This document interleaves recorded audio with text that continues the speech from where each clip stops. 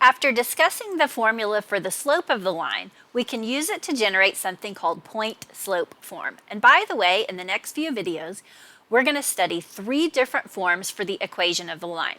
Point-slope form here, slope-intercept form in the next video, and then after that, general form. So pay attention to the names of all 3 forms.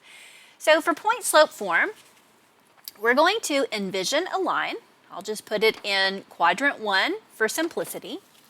That contains 2 points. Remember, to calculate the slope of the line, we need to find 2 points on that line. So we're going to choose, as we did previously, a fixed point, x1, y1. And then we're going to say that x, y can be any other point on that line. Now, we're going to calculate the slope between those 2 points in the same way that we did in the previous video. That is the ratio of rise to run. So the rise in this case would be y minus y sub 1, and the run would be x minus x sub 1.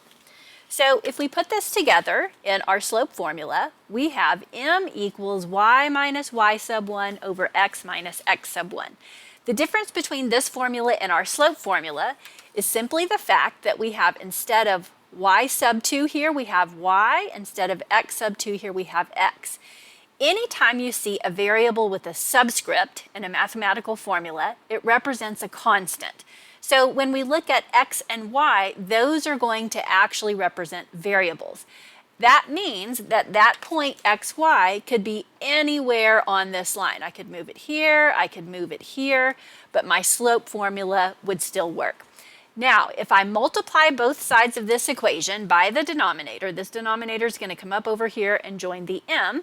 This gives rise to what we call the point-slope form of the line. Y minus y1 equals m times x minus x1. Remember, y sub 1 and x sub 1, because they have those subscripts, those are going to be constants. We're going to plug numbers in for those, but the x and the y are going to stay variables. Let's give it a try on example 3. Write the equation of the line that passes through 3, negative 1 with slope negative 1/2 in point-slope form. So we have all the information that we need to write the equation of this line. We have a specific point, we'll call that x sub 1, y sub 1. We have the slope m, and we're looking for point-slope form.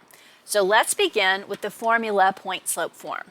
That's y minus y1 equals m times x minus x1. Remembering that y represents a variable, we're going to leave that as a y. We'll replace y1 with the value negative 1. Our slope m was given to be negative 1/2. Remember, x stays a variable, and we replace x1 with 3.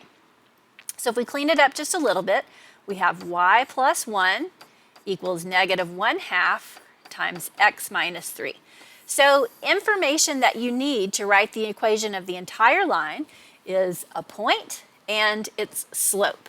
And this generates what we call point-slope form.